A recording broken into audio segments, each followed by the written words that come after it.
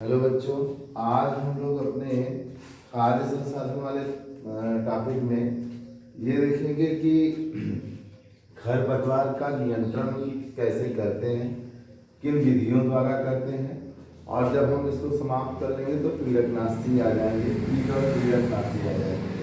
ठीक, तो आज हम लोग खरपतवार के नियंत्रण विधि, मेथड ऑफ वीड्स कंट्रोल के बारे में बात करेंगे। तो खेत वाले फसल, मतलब फसल जिस खेत में हो उसमें से जो आपको आवश्यक न हो उन घास या उन हरे पौधों को बाहर निकालने की प्रक्रिया को ही हम लोग क्या कहते हैं, निराई करना कहते हैं। क्या कहते हैं? निराई करना ना। जैसे हमने गेहूं की बुआई की या धान की बुआई की तो हमें गेहूं ही धान चाहिए ना। गेहूं बोए हैं तो गेहूं चाहिए, धान बोए हैं तो धान की बुआई चाहिए। हमें उसके अलावा उसमें दूब, मोथा, बथुआ उगाया तो उसकी जरूरत नहीं है। यदि हम इनको उखाड़ करके या खुरपी से निराई करके या किसी भी विधि से इनको खेत से बाहर करते हैं, तो यह विधि क्या कहलाता है? निराई कहलाता है, वेडलिंग कहलाता है।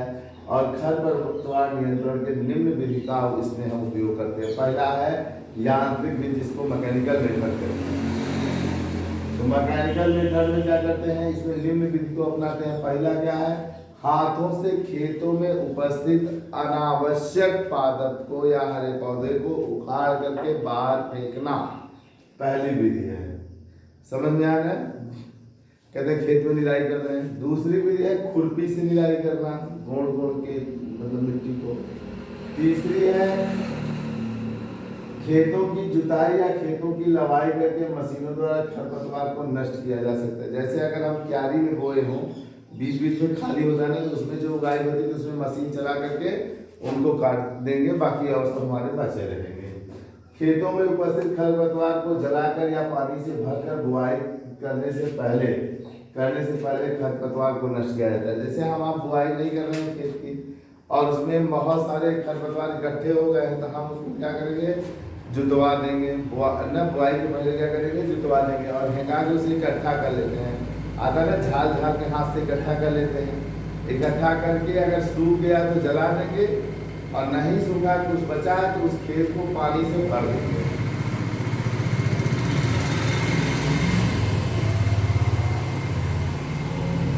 उस खेत को पानी से भर देंगे।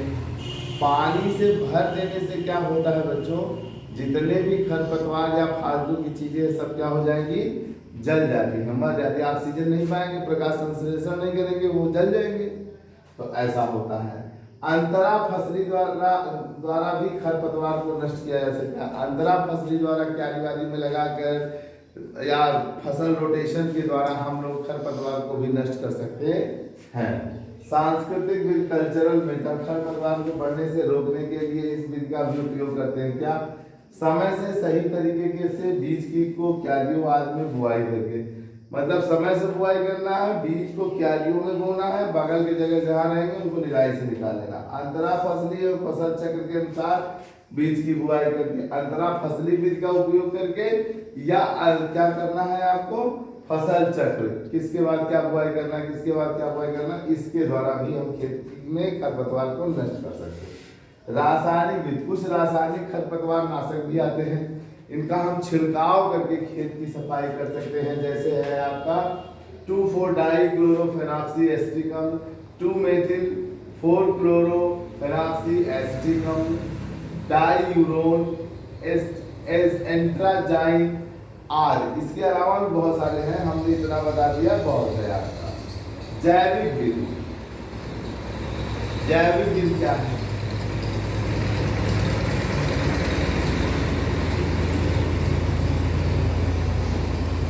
इस विधि में प्राकृतिक खरपतवार नाशक का उपयोग करते हैं। प्राकृतिक खरपतवार नाशक का उपयोग करते हैं। जैसे कुछ कीड़े मकोड़े और कुछ कार्बनिक पदार्थ।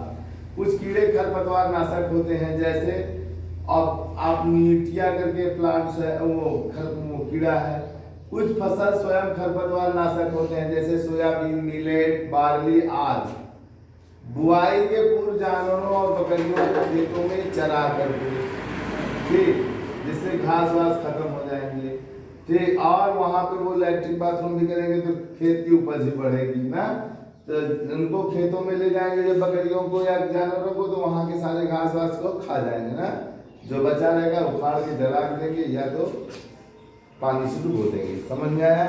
तो इस तरह से हम लोग क्या कर सकते हैं, खरपतवार के नियंत्रण की इन विधियों का उपयोग कर सकते हैं। आगे अब हम लोग शुरू करेंगे कीट पीड़कनाशी और उनका नियंत्रण। इसे हम लोग अगले वीडियो में बताएंगे बच्चों। आज की वीडियो में बस यहीं तक। धन्यवाद।